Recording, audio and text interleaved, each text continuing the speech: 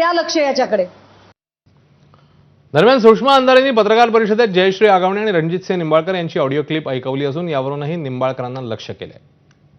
Hello, हा दादा, मी जयश्री बोलते.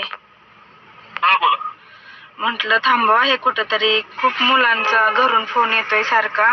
मुलगी खूप आजारी आहे, मोठी नाना आजारी आहेत. नाना तर असे आलेत की त्यांचं गॅरंटी कमी आहे. मला सांगा, थांबवायचं कोणी कोणाला थांबवायचं आहे का? परवा दिवशी मी तुम्हाला बोललो, माझ्या जेवढ्या तक्रारी तुम्ही दाखल केलं, हा, किती तक्रारी दाखल केल्या तर लिमिट आहे काय? किती आता मी काय बघितलं नाही दादा. थांबवा आपण, तुमच्या हात. आता तुम्ही कुठंतरी मिटवू आपण. येऊ देत. मी काय म्हणते, मी शब्द देते तुम्हाला, त्यांना बाहेर येऊ द्यात. मी स्वतः समोर घेऊन येते त्यांना. पण हे थांबवा. खरंच मुलगी खूप आजारी आहे. त्या दिवशी पप्पांना त्यांना भेटायला गेल्यापासून तिला फिट. ऐका ना वहिनी, मला सांगा, सुरुवात कोणी केली? दादा हो, तुम्ही मोठे आहे. तुम्ही आपण आज एकत्र राहिलो, एकत्र 10-12 वर्ष झाला आज आपण एकत्र काढलेत.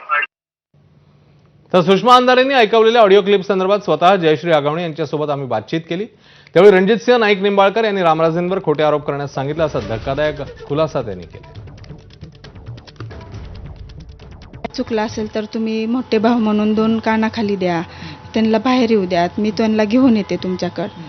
त्यावेळेस ते मला म्हटले की मला पण मिटवायचंच आहे, पण तुम्ही एक व्हिडिओ क्लिप तयार करा दिगंबरची. व्हिडिओमध्ये काय सांगायचं होतं? व्हिडिओमध्ये सांगायचं होतं की तुम्हाला रामराजे नाईक निंबाळकर 50 लाख रुपये देतात प्रत्येक केसला.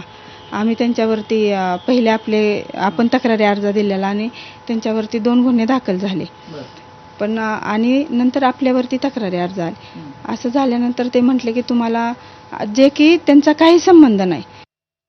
दरम्यान पुण्यातल्या जैन समाजाच्या हॉस्टेलवरून सुरू झाले